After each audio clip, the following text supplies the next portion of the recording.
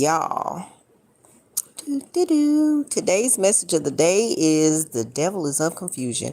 And baby, let me tell you, for the whole last year, this message has been very, very, very prevalent, right? And it took me a while to it took me a while to really understand what this meant, and probably I'm gonna say about 3, 4 years ago, it became real prevalent to me. So when you hear somebody say, and it's an old school saying, the devil is of confusion, it doesn't mean oogie boogie scary. It doesn't, for me, it does not mean, oh, the religious, you got to be, fearful of God, and, the devil is this bad boogeyman or things like that. To me, what the devil represents, or what the evil represents, let me say this way. So, evil to me means immorally wrong. Immorally wrong means your set of standards. Everybody's idea of morality is going to be different. So, you have to decide for yourself what morals are. Let me put that out there. So now when we talk about the devil, this is how I put it. The devil can be many things. The devil can be an unpleasant experience. The devil can be an unpleasant experience that is brought on by particular humans that you know. It can be a unpleasant experience brought on by a situation, unpleasant experience brought on by an inanimate object such as a car. Maybe you go out and you go to start your car won't start. You be, oh man, the devil is a lie, right? Because there's another phrase that we like to use is, oh, the devil is a lie. Okay. So with this, I wanted to just focus on real quick, confusion is of the devil. And so, I mean, I definitely have tons of examples in my life, and I'm sure you do as well. But what it means for me is when you have people that come into your space, and when these people come into your space, they cause you to become confused. They cause you to choose everything but yourself. They cause you to choose everything except for the right decision to not participate, right? So those of you that have heard this story before, you're very familiar with it. Okay, you're gonna be like, it's called the cherry limeade story, and this is your story time. And cherry limeade goes hand in hand with the devil is of confusion. So watch this. Everybody knows, or at least I know, that Sonic has a drink, and it's called cherry limeade. Now, for years, I've known that the cherry limeade drink, it has 7-Up in it, has a little Sprite or whatever you would like to say. And every time I've had this thing, I cannot, even though it's very flavorful for some, Tina Wolf cannot do carbonated drinks, because when I do carbonated drinks, it gives me gas, it makes me burp, makes me fart. It's an uncomfortable feeling. I don't like it. I don't drink it. Okay. So while having this cherry limeade, right? For over 20 some years, I have not drank it. I got with my ex-husband, and this is some years ago. And he comes in the house, he has a Sonic, and he goes, "Ooh, man, this is good. You want to taste some?" And I'm like, "Well, what is it?" And he's like, "It's a cherry limeade." And I'm like, I don't want any. And he goes, "No, it tastes really good." And I said, "Nah." I said, yeah, cherry limeade, it doesn't, for me, I don't want it because it has soda in it. Everybody knows I don't drink soda. I don't drink carbonated drinks. So I can't drink it because you already know it's going to upset my stomach. It's going to make me burp. It's going to make me fart. It makes me feel uncomfortable and bloated. I don't want it. So convincingly, he takes a sip. And when he takes a sip of this drink, he kind of looks at the cup and says, I don't drink soda. And he sips it again. He's like, I don't feel any soda is in this drink. Now, this man is an avid soda drinker. So I'm like, well, maybe you just don't taste it. Maybe you just don't taste it. And he says, nah, for real, it's not in there. He said, I don't think they're putting it in the recipe anymore. Now, keeping in mind, after over 20 something years not having a drink, I'm like, okay, well, maybe, maybe, okay, maybe they did take it out. So I trust him. I go against my better judgment. I go against the experience that I've had with this particular drink. And I take a sip and immediately I feel the soda carbonation. And once I feel the carbonation, I start to burp. I start bloating up, and I already know the gas is coming. He starts laughing hysterically because he feels like, ha ha, I tricked you, right? And to my own demise, to my own unpleasant experience, what happens? Now I'm upset with myself. Why am I upset with myself? I'm upset with myself because I already had the experience of knowing for over 20 some years that ago when I had this drink, it had soda in it. And I knew this, but I trusted him over my own better judgment, right? So the moral of the story here is always trust yourself, especially when you've already had an experience, right? So this is what I call the cherry limeade story. Now, going back to the devil is of confusion, I utilize that story of cherry limeade to represent the devil is of confusion. Not saying that my ex was the devil, but what I am saying is he is a person that brought in an unpleasant experience for me to have, and I chose to have it. And I'm not talking about experiences that are forced on us. I'm talking about experiences that are choices. Sometimes we will see the devil, so to speak, or we will see the unpleasant experience about to happen.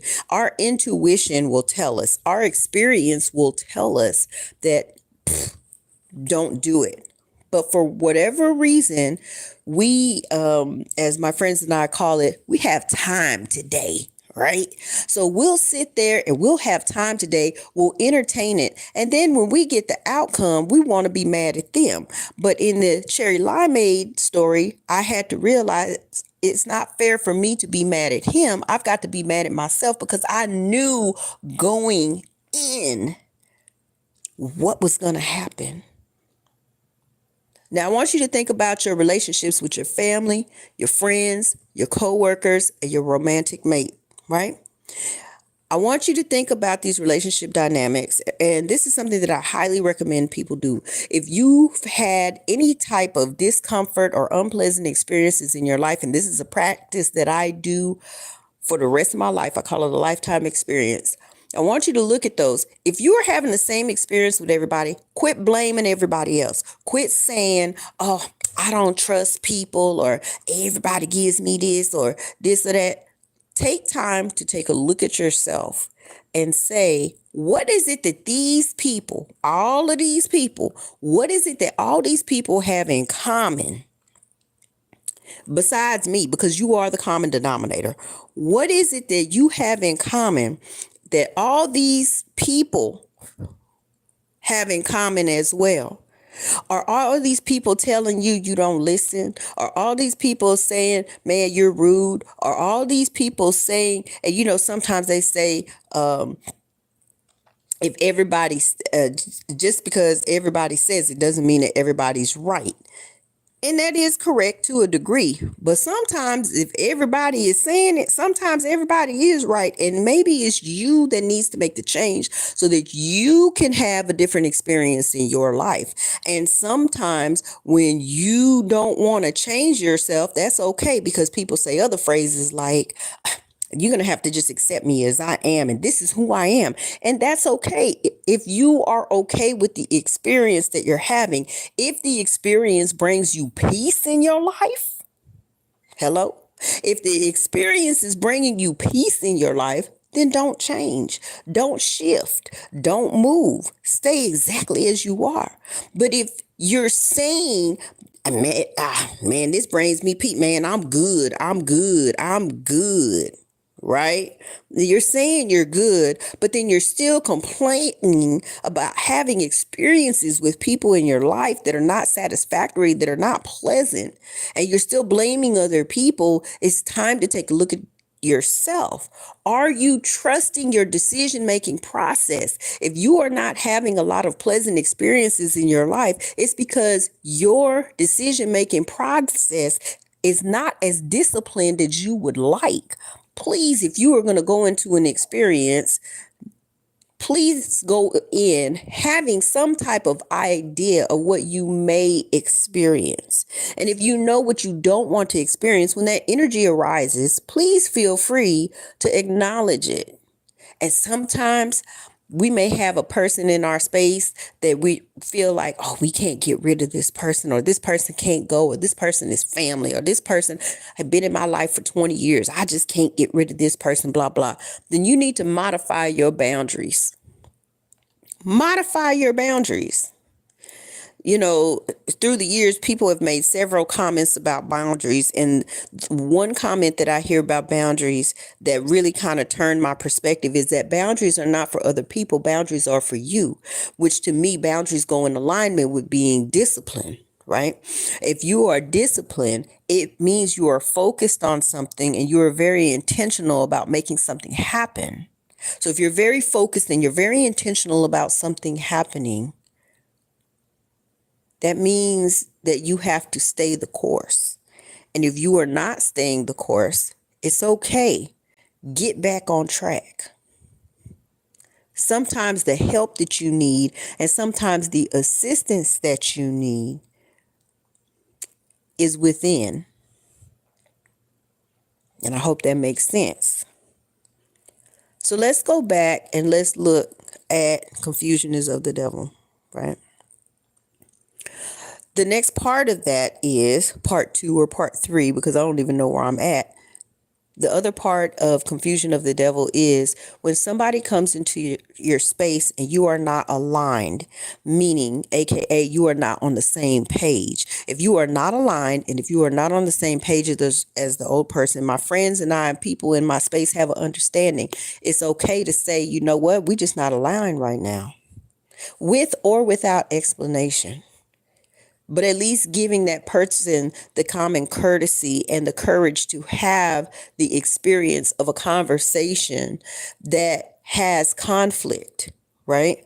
And some people think conflict means argument. Conflict does not mean argument. Conflict means we are not on the same page. And sometimes in life, you have to take a step away from somebody, even if it's somebody that you love. It doesn't mean you have to leave altogether, but sometimes it does. But at least have the conversation. Stop being afraid to have these conversations with people, because you are formulating in your mind what the outcome is going to be. How are you trying to formulate in your mind how the outcome is going to be, and you're not even giving this person an opportunity to respond? That makes sense. Now, granted, if the person is trying to convince you and your intuition is saying no, then yeah, I understand. Block, step away.